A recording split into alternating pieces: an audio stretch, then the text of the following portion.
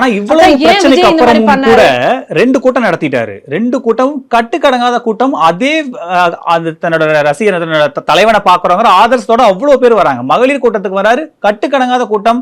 பெண்கள் அவ்வளவு அவரை ஃபாலோ பண்றாங்க, இது பண்றாங்க. அப்படிங்கும்போது அவருக்கான மவுஸ் எங்க குறைஞ்சிருக்குன்னு பாக்குறீங்க? மவுஸ் குறைஞ்சிருக்குன்னு நான் சொல்லலைங்க. இந்த கூட்டம் வந்து அந்த மகளிர் தினத்தோட கொண்டாட்ட கூட்டம், அவங்களுக்கு விருது வழங்குற கூட்டம், இதெல்லாம் மகளிர் வருவாங்க. மகளிர்ல நிறைய பேரு எங்க அண்ணனுக்கு நீ பொண்டாட்டி இல்லைன்னா பரவாயில்ல, எங்க அண்ணனுக்கு நாங்களே அண்ணனுக்கு பொண்டாட்டியா இருக்கிறது first time I am hearing such வொஸ்டான ஸ்டேட்மெண்ட்ஸ் எல்லாம் பீப்புள் ஸ்டார்டட் கிவிங். இதெல்லாம் எங்க இருந்து வருது விஜய்?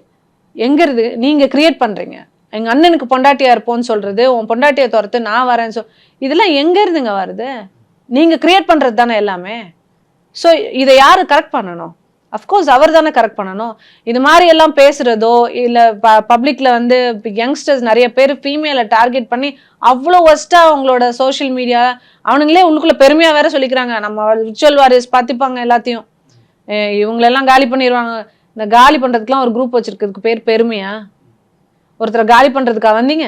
இல்ல நீங்க விஜய் அந்த work you have come for working for people. ஒரு பொம்பளை போய் காலி பண்றது உங்க வேலையா? நீங்க கீழே இருக்கவன் வந்து ஒரு பொம்பளையை காலி பண்ணணும்னு இறங்கி போயிட்டு அசிங்க அசிங்கமா ட்வீட்லயும் இதுலயும் போட்டுட்டு இருக்கீங்க, இந்த வேலை பாக்குறீங்க.